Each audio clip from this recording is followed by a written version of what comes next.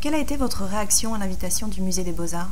C'était inattendu. Quand j'ai dit oui, j'ai reçu les catalogues. J'ignorais, moi, la richesse de cette collection. Là, j'ai été mais comme une petite fille qui ouvre la porte d'un château mystérieux et qui découvre des jouets, des robes.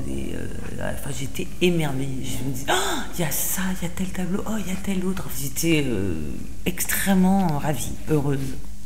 C'est très agréable quand des artistes, des œuvres, un monument vous devient familier. Quelle a été votre approche pour créer ce parcours?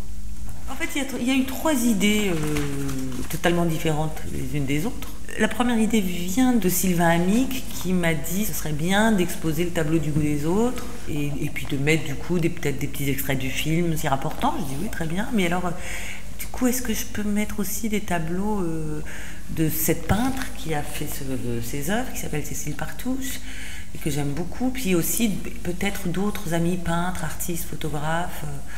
Et il m'a dit oui. Donc ça, c'est une salle du coup qui s'appelle Le goût des autres et du mien, enfin et surtout du mien. C'est intéressant du coup de voir des tableaux que je vois d'habitude au mur de chez moi, de les voir dans un musée. Il y a une autre salle où j'ai eu envie de mettre ensemble des nus d'hommes. C'est venu parce que, figurez-vous, alors c'est comme quoi c'est étrange, il y a un autre musée qui a fait appel à moi cette année. C'est le musée d'Orsay parce qu'ils font une exposition sur qui a peur des femmes photographes, ça s'appelle comme ça. Et du coup, ils m'ont demandé si moi, en tant que femme cinéaste, il y avait des choses que je m'interdisais de filmer. Et je leur ai dit, bon, d'une part que j'écrivais avec un homme, mais d'autre part que non. Consciemment, je pense qu'il n'y a rien que je m'interdis de filmer. Et du coup, ça m'a fait réfléchir sur le fait de passer de être regardé à regarder. Et à partir du moment où on est dans la position de celle qui regarde, évidemment, on est plus actif, enfin, on cesse d'être juste un objet.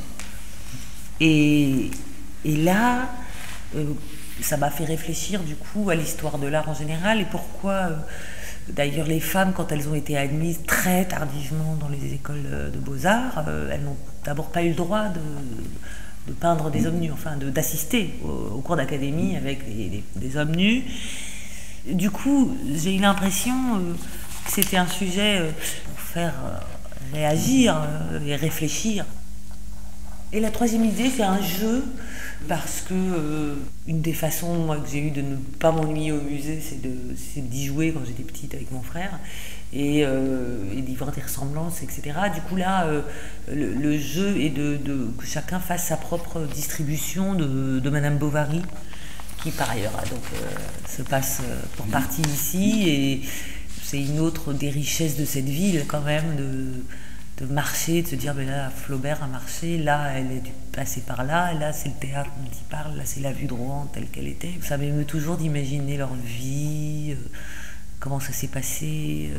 Il y a toute une histoire du portrait qui est passionnante aussi, qui m'intéresse beaucoup. Mais enfin là, qui était plus, encore une fois, traitée de façon ludique. Quelles œuvres, quels artistes vous ont le plus marqué dans ces collections?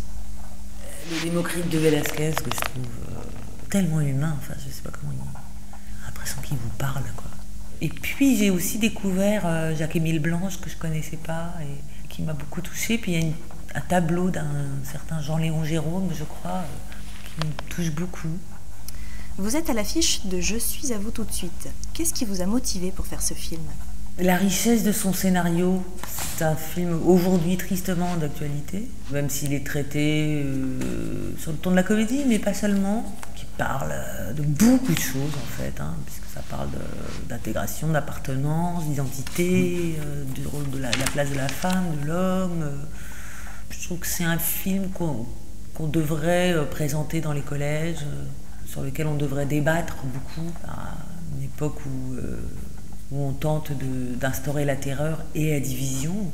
Il me semble capital, au contraire, de communiquer, d'échanger, d'entendre. Vous sortez aussi un album Nostalgias, des chansons de culture latine. D'où vous vient cette inspiration? J'ai l'impression que c'est toutes mes cultures. Je suis d'origine juive d'Afrique du Nord et parisienne, française, et il se trouve que je suis allée beaucoup en Amérique latine et que j'y ai ressenti une appartenance très grande. Je pense aussi liée aux rythmes musicaux, justement, qui ont beaucoup à voir avec la musique arabo-andalouse. Et du coup, j'ai eu naturellement envie de chanter dans ces langues-là. Quels sont vos projets? J'écris avec Jean-Pierre Bacry, on est en train de terminer l'écriture d'un film. Et puis je vais être au théâtre dans Les Femmes Savantes, mise en scène par Catherine Yegel l'année prochaine. Un souhait? Un rêve? Sûrement mille choses, mais je ne sais pas. La paix dans le monde.